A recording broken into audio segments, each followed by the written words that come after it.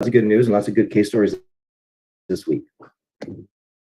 Fantastic. Looking forward to those questions and thoughts and diving in. And that's the point of Mastermind, a little bit of an opportunity to hear what's possible for sales trust, as well as like what's not, who doesn't fit for, who it doesn't for, some objections or challenges that people have, constantly helping people overcome what's called false beliefs of the deferred sales. It's legal, do I give them all control? Is there audit defense? How many of these have been done? What kind of investments can we put it into? How active or passive can I be? All of these things. So we weave in some of those challenges that we face every week, and then we share deal stories, and then we kind of share our journey, and then we open up for questions. So by the way, if you have questions along the way, you can just put it in the chat. Each of the questions. That being said, let's start off with today's topic, which is building a capital gains tax plan, which is all makes the other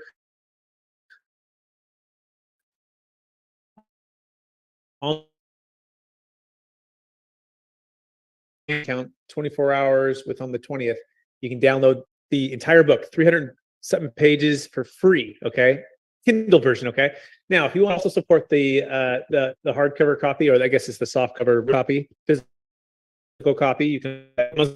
But the whole concept is, how do you build a capital gains? You have to envision what you want to do. You want to envision, you want to build, and you want to unlock the freedom. So you want to envision, where do you want to be? What does it look like? What do you see? What do you feel? What kind of cash flow? What kind of stress relief? Maybe what kind of location freedom? I heard there's 5 Ds. Ds as in 5 Ds when someone might sell or might exit something that's highly appreciated. Okay, there could be death, there could be divorce, there could be diversification, there could be debt relief, paying off debt, and there also could be destination, meaning they want to go somewhere else.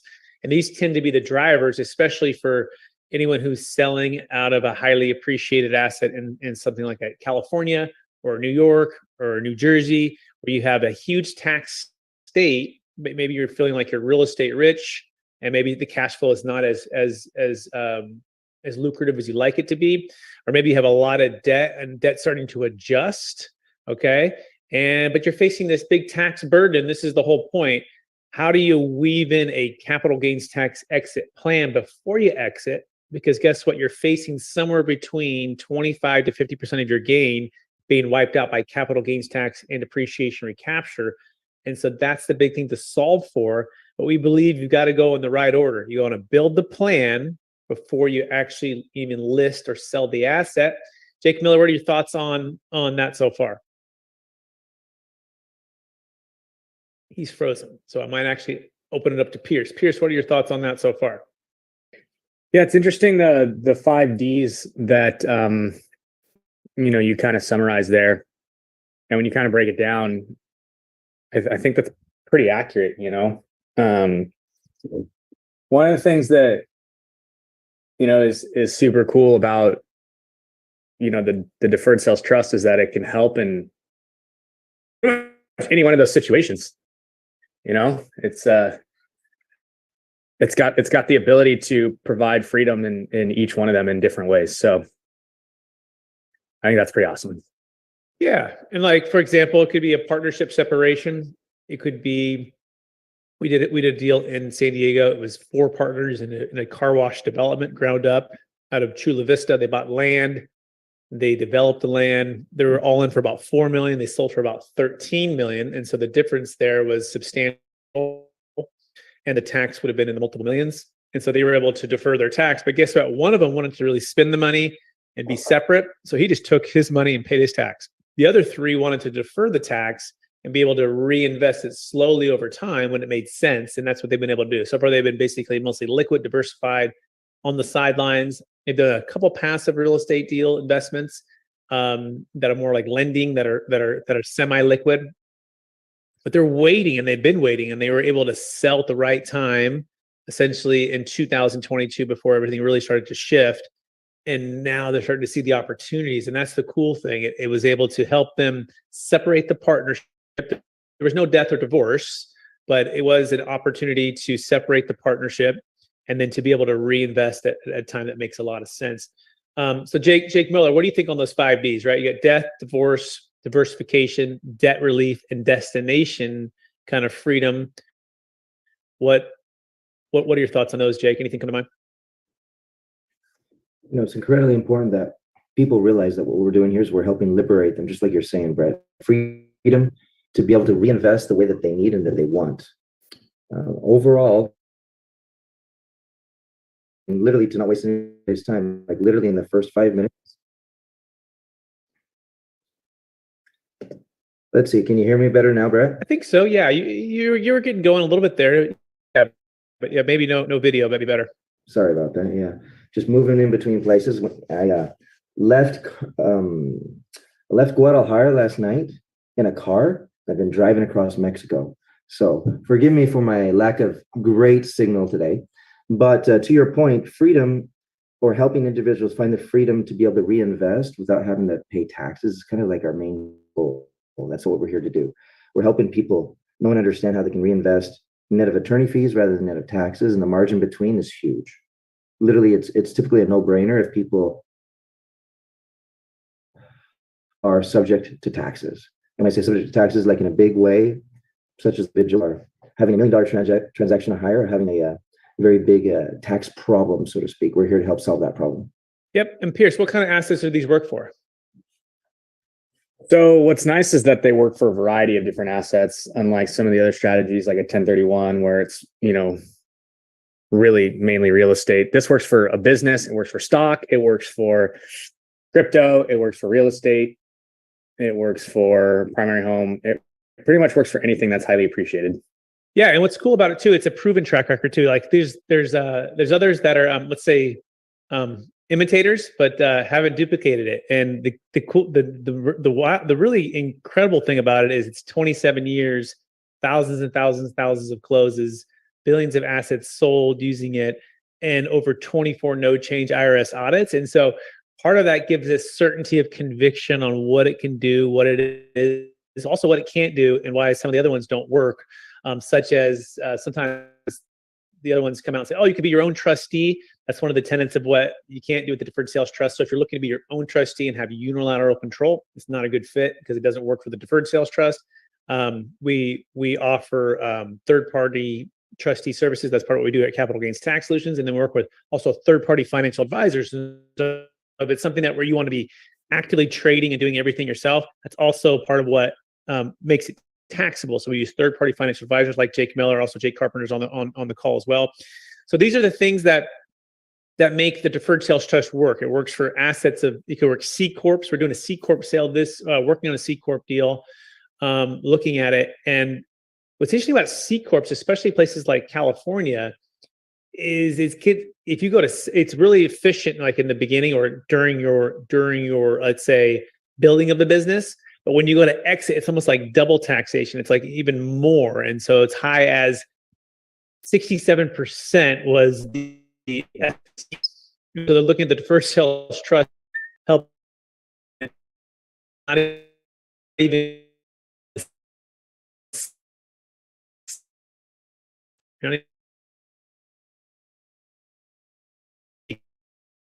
or even more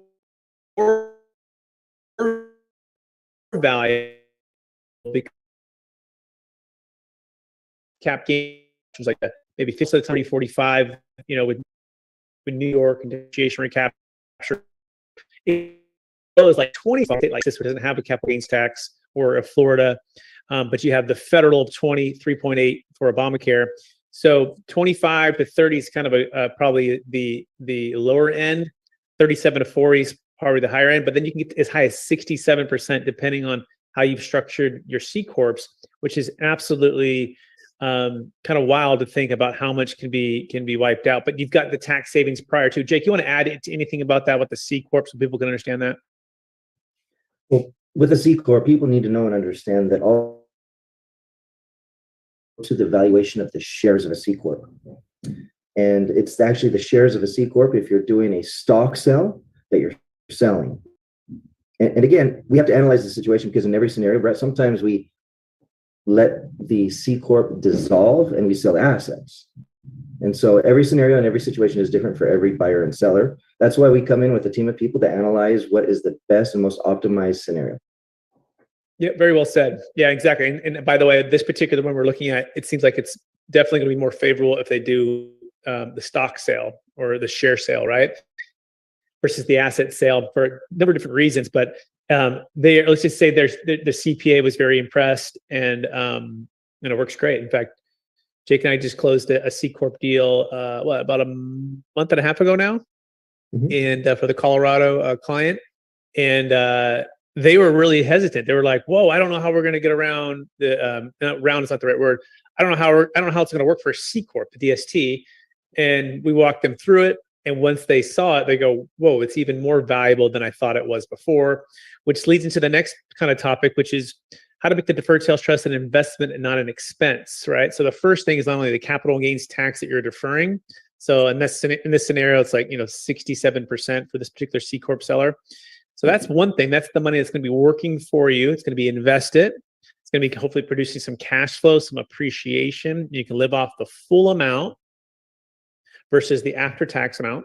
And then you'll also be able to diversify, probably give you some peace of mind, perhaps, or a little less stress if it's all tied to one business or one piece of real estate, and or even like cryptocurrency, for example. You want to be able to diversify, and that can create some peace of mind, which is very valuable. You could say that's kind of priceless, but Jake Carpenter, what's the peace of mind to have some diversification in at times like this? Right now, it's more important than ever, especially if you're over concentrated in one particular asset class or one particular location in the country. You could be over concentrated in stocks, and you've got a lot of it, capital tied up in one real estate project in one state in the United States, and this gives you the ability to liquidate the stocks and liquidate the real estate and create multiple investments in different parts of the country, where you can spread out your risk and take advantage of diversification on a whole new level. Yeah, it's part of building a capital gains tax exit plan. It's not only how do I defer the capital gains tax, how do I maybe eliminate the estate tax, but it's actually how do I take the capital and the wealth that you've created or built and have a great steward with that by being able to buy seeds. There's a time to cultivate, harvest, and it might be a perfect time to harvest your asset that you're selling. That's highly appreciated. And now you have more seeds or more capital, let's say an extra 30 to 67%, depending if you're selling a C Corp or not. And that amount, those are like seeds that can go into these other investments that can start to grow, right? Start to grow and produce cash flow, or some of them for appreciation, some of them for growth, and some of them for immediate cash flow.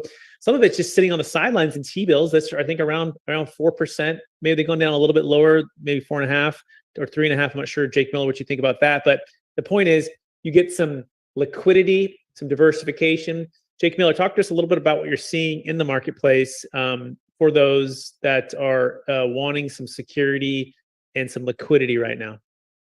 Absolutely. Quite often we do a diversified portfolio, or sometimes, as we have most recently in the last few months, we've helped secure people's assets in less volatile securities, such as treasury bills. So you're right on, Brett. Occasionally, if your vision or your holding pattern, so to speak, in something that is liquid, such as marketable securities, is long term, we do move right away into some high dividend producing stocks. So preferred stocks. We do that because they're less volatile than common stocks, as well as it's kind of like investing in multifamily, in the sense that there's lots of doors, there's lots of income, there's dividend from lots of different stocks. We put together a top 40 pick portfolio, what have you. There's a lot of different strategies, Brett. A lot of it rolls down to objectives and time horizon. When people are going to need that liquidity, which in this case with the deferred sales trust, sometimes we have payments that come out, interest payments that come out to the individuals. And so sometimes that needs to be available pretty quickly, pretty soon. But everybody's goals and objectives for reinvestment purposes are different, which is why we also bring non-marketable securities to the table. And I'm sure that we can talk about that as well, where we have some of these private investments, private equity or venture capital funds that are available to individuals. So a lot of things out there for people. Again, it all boils down to your liquidity requirements and needs, as well as your reinvestment objectives. I want to touch on that a little bit, Jake. So the stock market part of it, right, with the dividends. So top 40, for example, I'm just curious, if someone puts $1 million in the top 40, what would be the average dividend or cash flow, if you will? Think of it like if you own an apartment complex and you're getting cash flow and you're getting, your monthly net is, NOI, your NOI. So Jake, what would you say that kind of the NOI per month on the top 40 dividends right now would be? So that can be adjusted based on somebody's risk tolerance. So let's talk about the weighted average rate of return. You have some of these preferred stocks, Brett, that are paying 10%. That's pretty high. That's kind of like a high risk dividend producing stock. You have a lot of them that are paying like 2%, right? And so there's everything in between as well. What we can do, we can adjust it based on the client's needs. And of course, nobody has a crystal ball, but we can be fine-tuning it as we go. And that's kind of our job as managing the portfolios, to make sure that if somebody's looking for 8%, 9%, 7%, that we're not incurring more risk than is necessary to provide them with that income that they wish to have, if it's every month or every quarter. Excellent. And that moves into the next part, which I'm going to bring Pierce in for. So Pierce, if someone can sell high, diversify their wealth, get liquidity, pay off their debt, right? Obviously defer that capital gains tax, and they're waiting to find a piece of real estate. And Pierce is an expert in commercial real estate and luxury real estate in the Newport Beach, California area.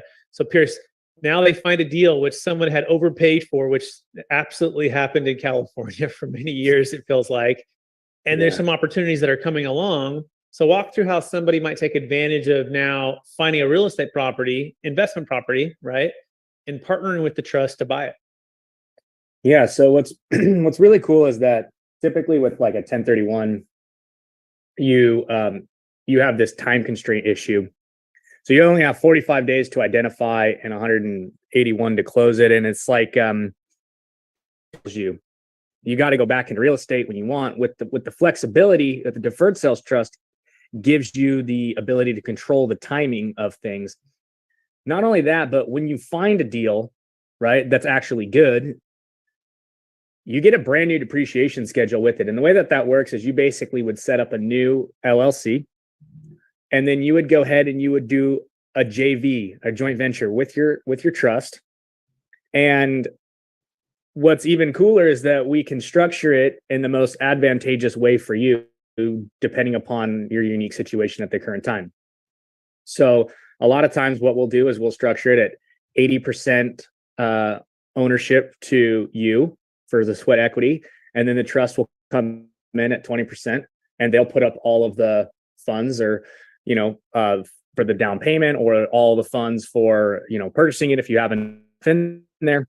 And that depreciation and that cash flow will flow through kind of like accordingly. And there's different ways of structuring it so that we can, catch more of the upside if necessary or whatever. So, but the basic mechanism is going to be, you're going to set up a new entity, you're going to JV with it. The trust is going to put up the capital to come in.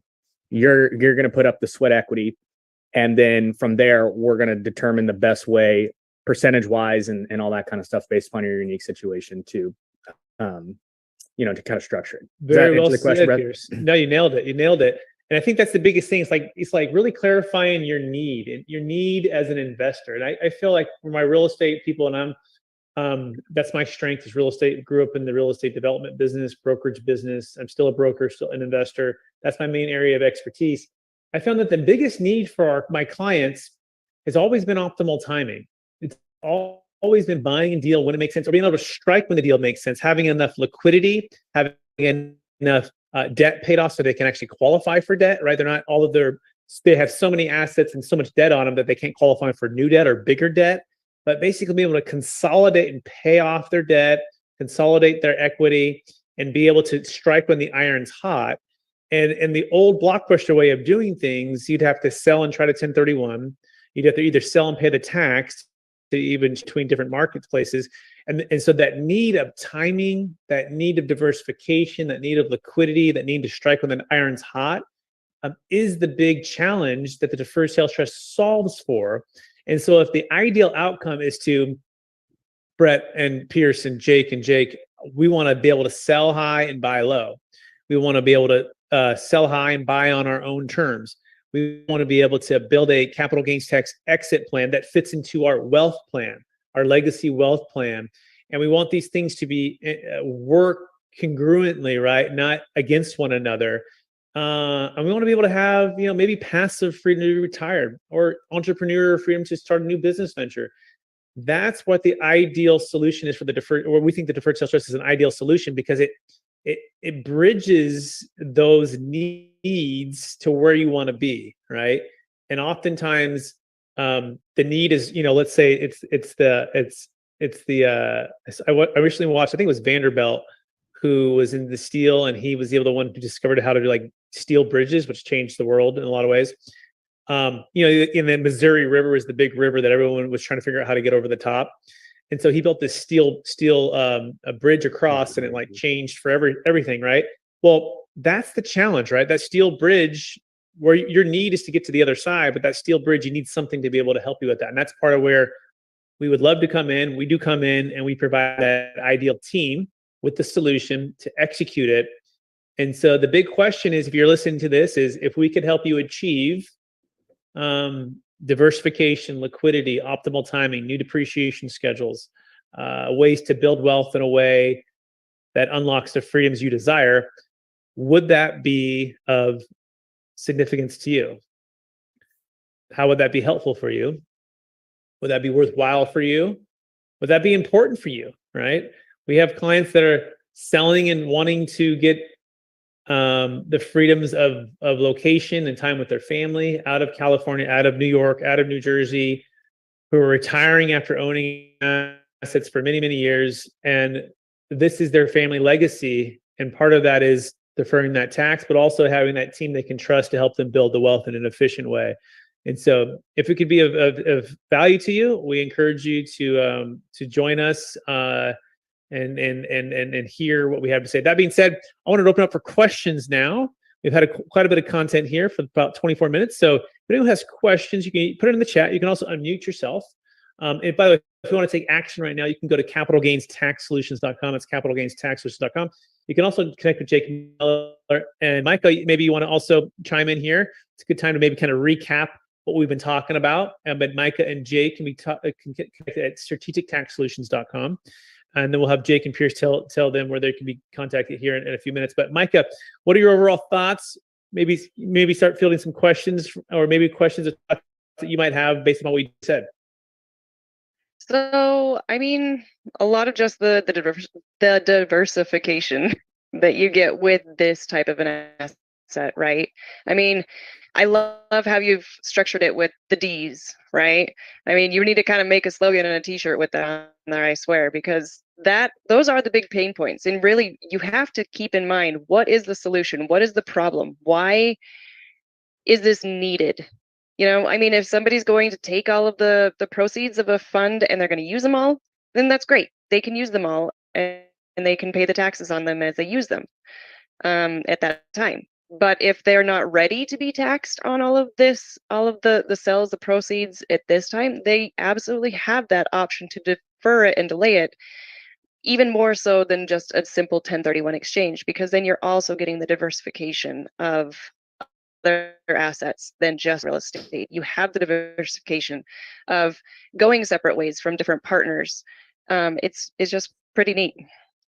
Micah, I couldn't have said better myself. In fact, I think it actually sounds better. The female touch also adds, because there's a lot of guys on this talk. So I appreciate the wisdom and the clarity, and I can tell where Jake gets his skills. That's the Jake Miller, by the way. If you didn't know, Micah and Jake, they are the married couple here, and you can tell where Jake gets his skills with communication. So well done, Micah. By the way, I also want to brag on Jake a little bit too. Both Jakes, actually, both Jake Carpenter and Jake Miller.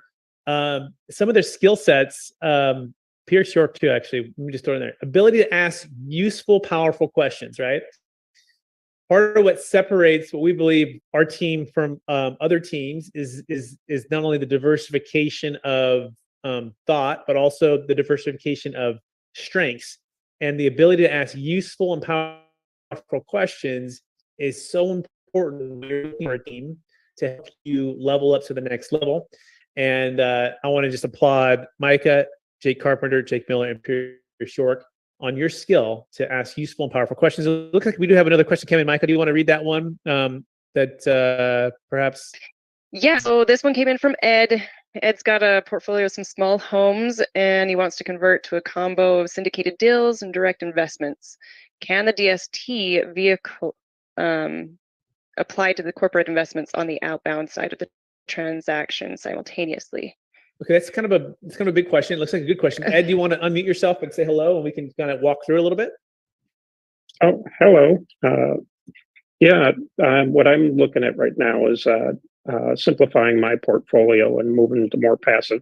And I'm looking at a lot of deals right now. I want to put some into some direct investments for businesses, as well as a couple of syndicated deals that I'm looking at. So it sounds like you've got some investments now that you want to sell, maybe a little more passive, or just diversify your wealth a bit. And what is the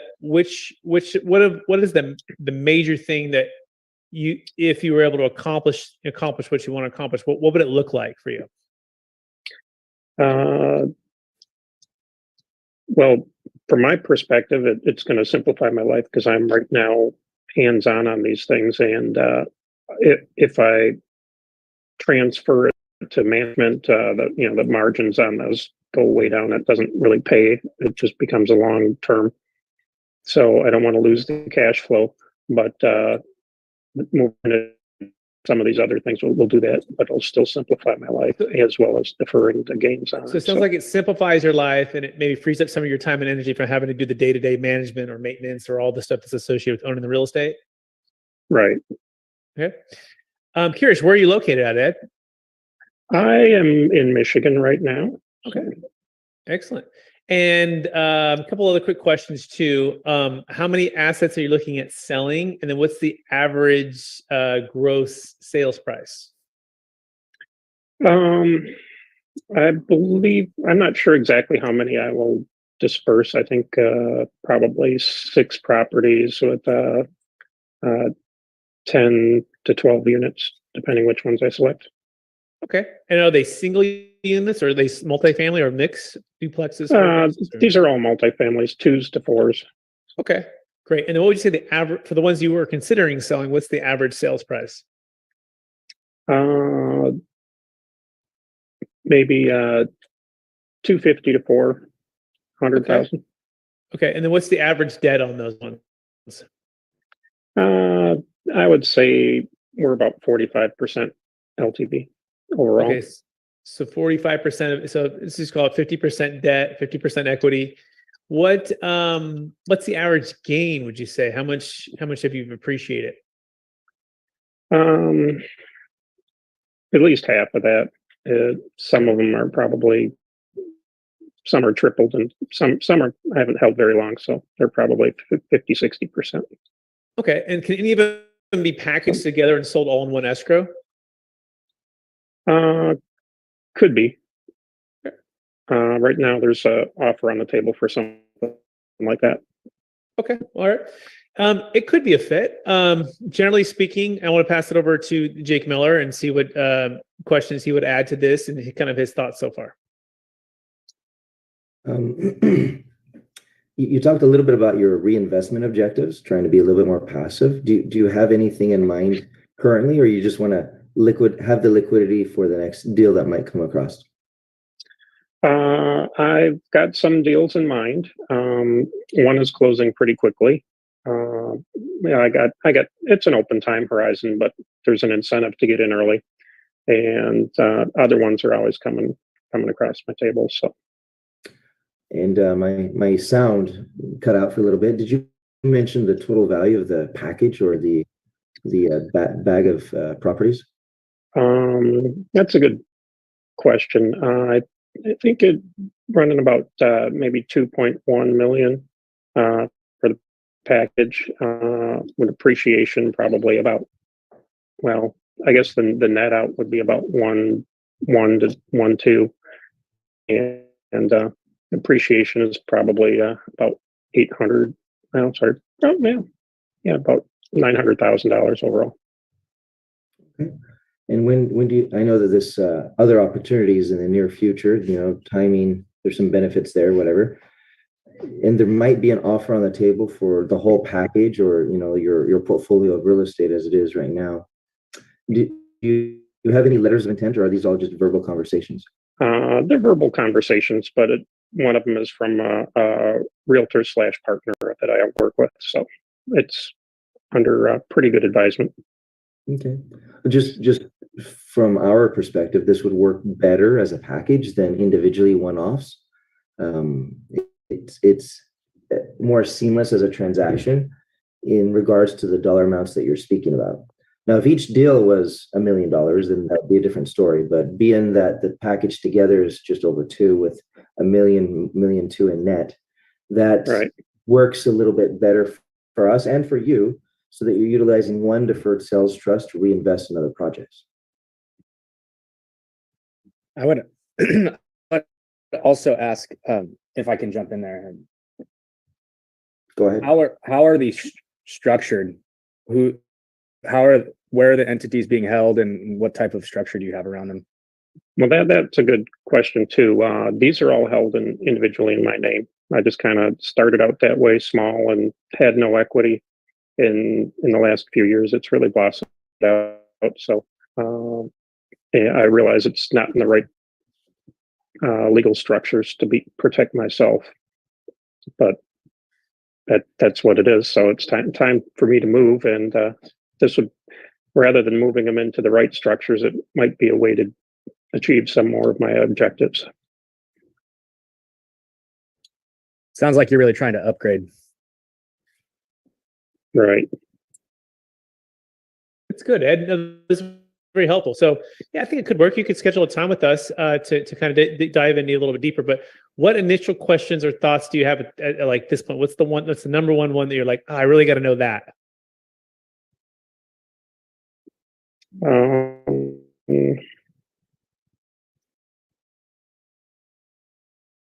I guess I'm looking at the tail end of the transaction. What's my tax liability? If it's zero, that would be great. Even if there's some, because I've got some cap loss carryovers from previous syndicated deals I've invested in when I refinance some of these properties. So Okay, so it looks like you have some carry forward loss on the table now that you think you could use against this. Right. So that's actually another good point here. You want to make sure you find out what that amount is. Do you have any idea what that amount is?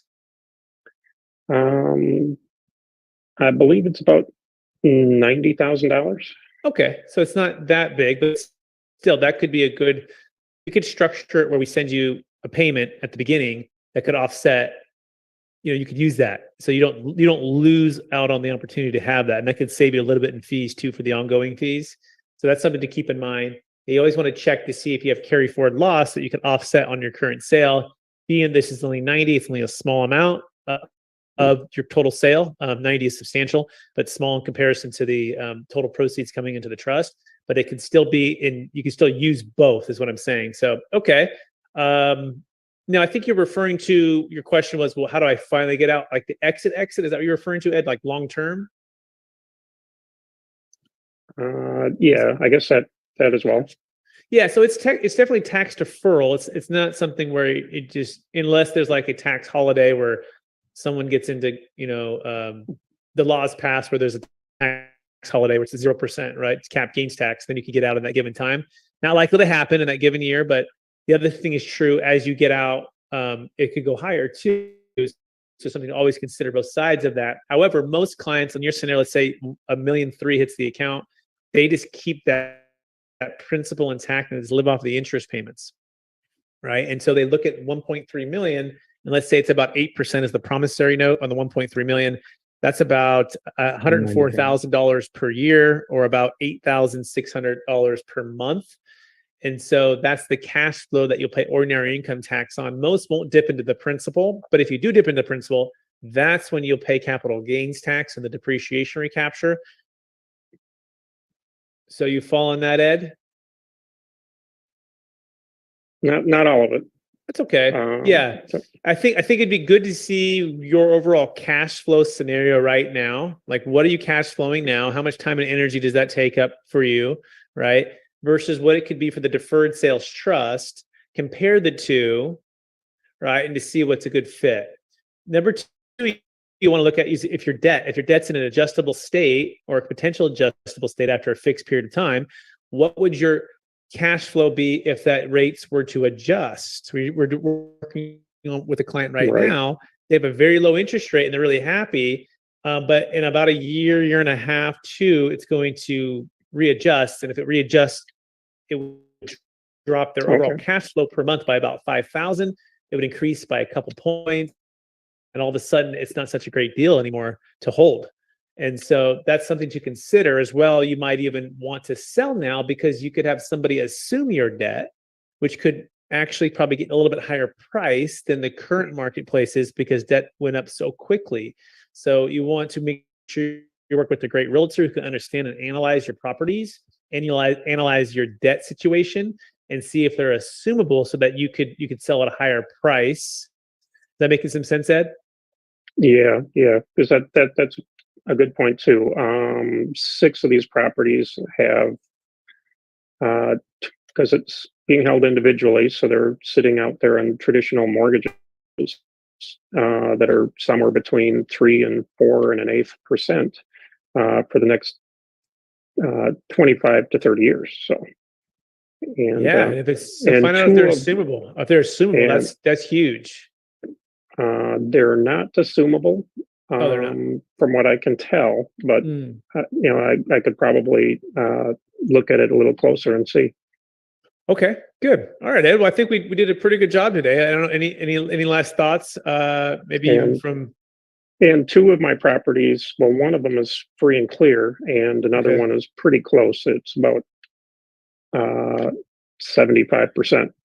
What's your highest priced property that you own? Is a 4-unit. I have previously. I'm trying to figure out what the right price is for it. Somewhere between $360 and $420, I think, right now. So. Okay, what do you owe on that one? 1 1/4. And what's the basis on it? I bought it for $140. Okay. All right. And you have 9 years ago. 9 years.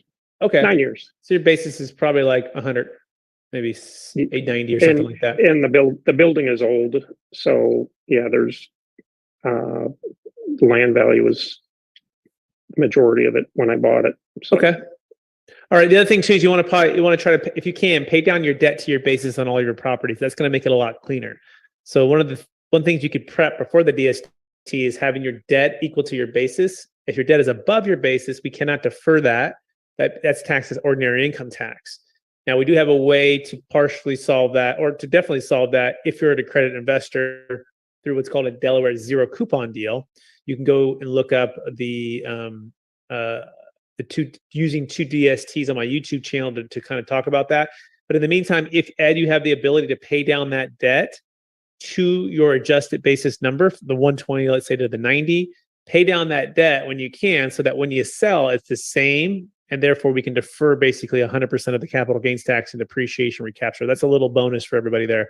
Go back and rewind and listen to that one again so that you get that. But that being said, Jake Carpenter, you want to add anything, subtract anything? We haven't heard from you in a few minutes here. No, I mean, I think the overall amount that's subject to capital gains tax, I was hearing is about 800,000. Is that correct? Did I hear that correct? Yeah, 800 to 900. He thought, was the gain. 900. Right. So it's a doable deal. It's kind of like Jake Miller said. It's more efficient to have it done in a package deal, but those are the things our clients want to do. They want to take deferred proceeds and go back into other real estate deals, syndications, whether they be passive or active, but they want to go into those real estate deals nonetheless. Yeah. And by the way, Michigan's 4.25% for capital gains tax. It's taxed as income. It would be their income tax, right? So you had 4.25 plus 20 for federal, that's 25, plus another 3.8, that's about 29. And then you add any other depreciation recapture. We like to use 2 to 3%. So about 30, let's call it 31% of the gain, Ed, would be your liability. So if your gain is 900,000 and we were to use 31%, that's 279,000 of liability. Hopefully that's helpful for you, Ed. Check with your CPA. Happy to schedule a call. That being said, anyone else have any other questions and or thoughts, hesitations? Please unmute or put it on the chat. We would love the opportunity to answer and help you out today. I would make one other comment, that to schedule a call with Brett, either of the Jakes, it doesn't cost anything to do that, to explore your deal a little bit more with the attorneys, because the attorneys aren't on this mastery call. They get on in the deals themselves. Well said, Megan. Okay. Yep, exactly. Everything is no cost, no obligation for tax attorneys, our business partners, and then all of us as well. And if you do the deal, do we get paid? So very well said. Anybody else? Pierce, Jake, or Micah again. This is cool. Okay. Well, I just want to say thanks. It sounds like good advice, and I might add in a couple of my other partners as well and bring them into the same session so that they can understand it. So excellent. Yeah, appreciate it. Happy to help, Ed. All right. So that being said, I want to thank everybody. I think we're pretty much wrapping it up here. Hope you have a great Friday. And I want to encourage you guys all to take action right now. You go to capitalgainstaxsolutions.com to get started. As well, look for the new book on April 20th. Remember the Kindle version. The Kindle version is completely free for 24 hours on April the 20th. Download it, okay? If you want to get the hard copy as well and support, feel free to get that. I won't, say hard copy, but the physical copy, because it's not a hard cover, it's just the soft cover. I think you have to sell like X amount of books to get the hardcover. Anyways, building a capital gains tax X-Man, gains tax. Very short, if people want to get in touch with you, where to find you. Yeah, you can find me at .com, Newport, California YouTube channel. Awesome. Mr. Jake Carpenter, if you want to get in touch with you, where can they find you? You can email me at Jake, Jake, at carpenter.capital. Excellent. And Mr. Jake Miller and or Micah, if people want to get in touch with one or either of you, where can they find you? We have a wonderful little website, strategictaxsolutions.com, as well as an 800 number, 1-800-773-1848. Fantastic. Thanks, everyone. We'll talk to you again real soon. We'll promise to do better next time. Bye now. Bye-bye.